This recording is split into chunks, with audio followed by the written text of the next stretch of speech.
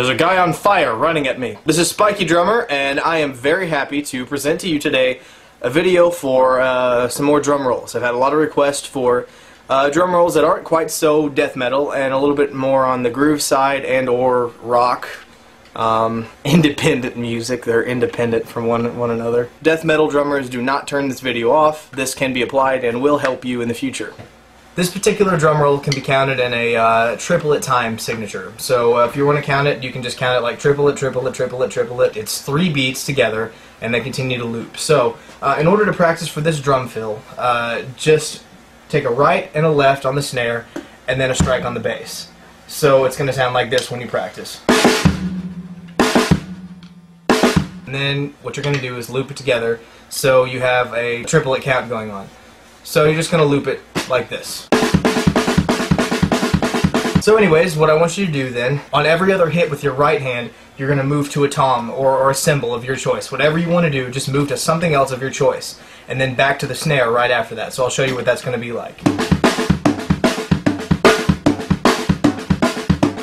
And since my right hand is becoming an accent, what I want you to do now is make your left hand a ghost note. So basically what that means is you're going to accent with your right always, and your left hand is going to be a bit of a ghost note like this.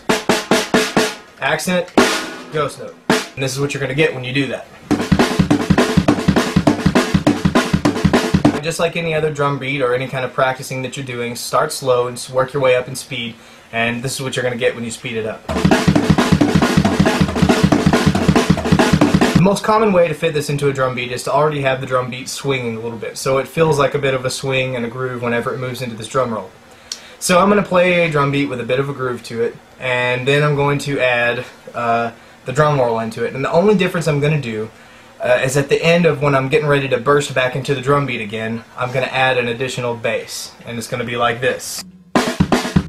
And the reason for that is I can go ahead and accent with the cymbal and come right back into the drum beat seamlessly. And I'll show you what that sounds like at a really slow pace.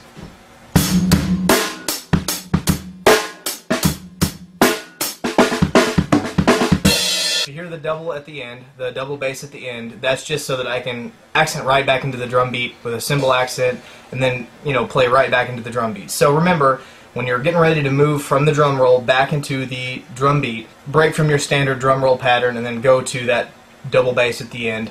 Still single foot. This whole drum lesson is single foot. And you're just going to double smack this bass at the end with a cymbal strike and then back to the drum beat. So here's what it sounds.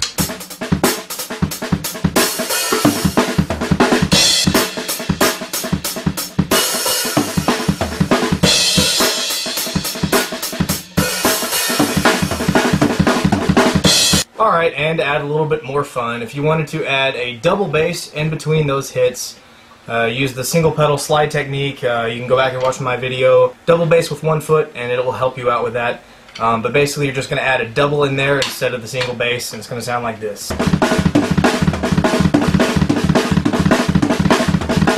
Alright guys, thank you for watching, and I shall see you next time. They stand alone. They depend on nobody. They depend on no man. Dependent on no one.